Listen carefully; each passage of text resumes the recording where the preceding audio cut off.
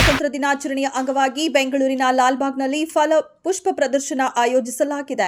August 7ರಿಂದ 18ರವರೆಗೆ ನಡೆಯಲಿರುವ ಪ್ರದರ್ಶನಕ್ಕೆ ಸಿದ್ಧತೆಗಳು ಭರದಿಂದ ಸಾಗಿವೆ. ಗಾಜಿನ ಮನೆಯಲ್ಲಿ ಕಿತ್ತೂರು ಕೋಟೆ ಮತ್ತು ರಾಣಿ ಚೆನ್ನಮ್ಮರ ವಾರ ಐಕ್ಯ ಮಂಟಪದ ಪ್ರತಿಕೃತಿಗಳನ್ನು ನಿರ್ಮಿಸಲಾಗುತ್ತಿದೆ.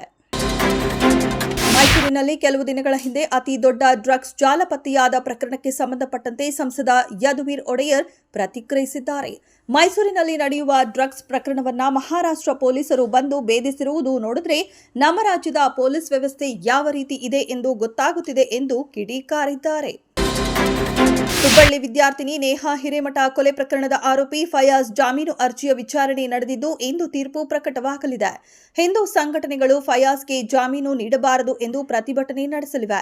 ಹುಬ್ಬಳ್ಳಿ ವಿದ್ಯಾರ್ಥಿನಿ ನೇಹಾ ಹಿರೇಮಠ ಕೊಲೆ ಪ್ರಕರಣದ ಆರೋಪಿ ಫಯಾಜ್ ಭವಿಷ್ಯ ಇಂದು ನಿರ್ಧಾರವಾಗಲಿದೆ.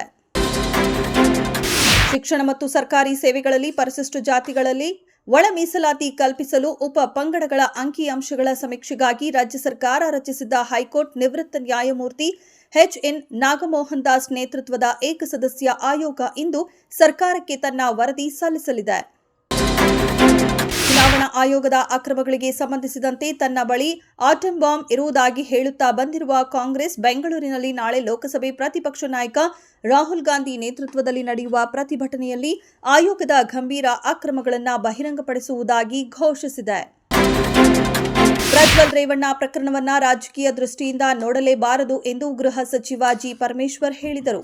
ಪ್ರಜ್ವಲ್ ರೇವಣ್ಣ ಪ್ರಕರಣದಲ್ಲಿ ಎಸ್ಐಟಿ ಅಚ್ಚುಕಟ್ಟಾಗಿ ತನಿಖೆ ಮಾಡಿದೆ. ಈ ತಂಡದವರಿಗೆ ಮುಖ್ಯಮಂತ್ರಿ ಪದಕ ಕೊಡುತ್ತೇವೆ, ರಾಷ್ಟ್ರಪತಿ ಪದಕಕ್ಕೂ ಶಿಫಾರಸು ಮಾಡುತ್ತೇವೆ ಎಂದರು.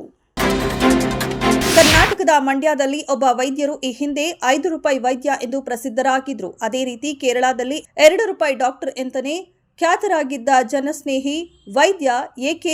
ರೈರು ಗೋಪಾಲ್ ವಯೋಸಹಜ ಅನಾರೋಗ್ಯದಿಂದ ನಿಧನರಾದರು. ಇವರ ಅಗಲಿಕೆಗೆ ಕೇರಳ ಸಿಎಂ ಪಿಣರಾಯಿ ವಿಜಯನ್ ಹಾಗೂ ಅಭಿಮಾನಿಗಳು ಕಂಬನಿ ಮಿಡಿದಿದ್ದಾರೆ. ಅಮೆರಿಕ ಅಧ್ಯಕ್ಷ ಡೊನಾಲ್ಡ್ ಟ್ರಂಪ್ ಅವರು ಭಾರತದ ಉತ್ಪನ್ನಗಳ ಮೇಲೆ ಶೇಕಡಾ 25ರಷ್ಟು ತೆರಿಗೆ ಹಾಕುವುದಾಗಿ ಮಾಡಿರುವ ಘೋಷಣೆ ಮತ್ತು ರಷ್ಯಾ ಜೊತೆ ವ್ಯಾಪಾರ ಮುಂದುವರೆಸಿದರೆ ದಂಡ ವಿಧಿಸುವುದಾಗಿ ಹಾಕಿರುವ ಬೆದರಿಕೆ ಹೊರತಾಗಿಯೂ ಭಾರತವು ರಷ್ಯಾದಿಂದ ತೈಲ ಖರೀದಿ ಮುಂದುವರೆಸಲಿದೆ ಎಂದು ಕೇಂದ್ರ ಸರ್ಕಾರದ ಮೂಲಗಳು ತಿಳಿಸಿವೆ. ಟೆಸ್ಟ್ ಕ್ರಿಕೆಟ್ನಲ್ಲಿ ಇಂಗ್ಲೆಂಡ್ ತಂಡದ ಅನುಭವಿ ಬ್ಯಾಟರ್ ಜೋ ರೂಟ್ 39ನೇ ಶತಕದ ಸಾಧನೆ ಮಾಡಿದ್ದಾರೆ. ತಮ್ಮ 158ನೇ ಟೆಸ್ಟ್ ಪಂದ್ಯದಲ್ಲಿ ರೂಟ್ ಈ ಸಾಧನೆ ಮಾಡಿದ್ದಾರೆ. ಆ ಮೂಲಕ ಶ್ರೀಲಂಕಾದ ಕುಮಾರ ಸಂಗಕ್ಕರ ಅವರನ್ನ ಹಿಂದಿಕ್ಕಿರುವ ರೂಟ್ ಟೆಸ್ಟ್ ಕ್ರಿಕೆಟ್ನಲ್ಲಿ ಅತಿ ಹೆಚ್ಚು ಶತಕಗಳನ್ನು ಗಳಿಸಿದ ಸರ್ವಕಾಲಿಕ ಪಟ್ಟಿಯಲ್ಲಿ 4ನೇ ಸ್ಥಾನಕ್ಕೆ ಬಡ್ತಿ ಪಡೆದಿದ್ದಾರೆ. ದಿ ಕಾಶ್ಮೀರ್ ಫೈಲ್ಸ್ ಮತ್ತು ದಿ ಕೇರಳ ಫೈಲ್ಸ್ ಚಿತ್ರದ ಯಶಸ್ಸಿನ ನಂತರ ಧರ್ಮಸ್ಥಳ ಫೈಲ್ಸ್ ಎಂಬ ಹೊಸ ಕನ್ನಡ ಚಿತ್ರ ಸುದ್ದಿಗಳಲ್ಲಿ ಸ್ಥಾನ ಪಡೆಯಲು ಸಜ್ಜಾಗುತ್ತಿದೆ. ಖ್ಯಾತ ನಿರ್ಮಾಪಕ ಎ. ಗಣೇಶ್ ಈ ನಿರ್ಮಾಣವನ್ನು ಅಧಿಕೃತವಾಗಿ ದೃಢಪಡಿಸಿದ್ದಾರೆ. ಉದ್ಭವಿಸಬಹುದಾದ ಯಾವುದೇ ಕಾನೂನು ಸವಾಲುಗಳನ್ನು ಎದುರಿಸಲು ತಮ್ಮ ತಂಡ ಸಂಪೂರ್ಣವಾಗಿ ಸಿದ್ಧವಾಗಿದೆ ಎಂದು ಹೇಳಿದ್ದಾರೆ.